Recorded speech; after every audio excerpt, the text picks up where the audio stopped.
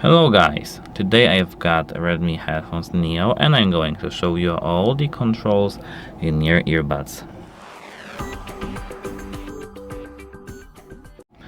So here in the application called Xiaomi Earbuds, we can see the list of our earbuds, of our controls in our headphones. So here, as you can see, we've got gestures section. Let's stop it. And here we've got press MFB. MFB as multifunctional button. We can play and pause our music with this. If we tap it, we can customize it to none, previous song or next song. Double press multifunctional button, the same.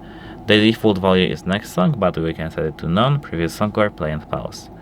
Triple press, the same things. The default is previous song, present hold, and we can either set voice assistant, noise cancellation, transparency and off, and none. These are all controls in our headphones. Goodbye.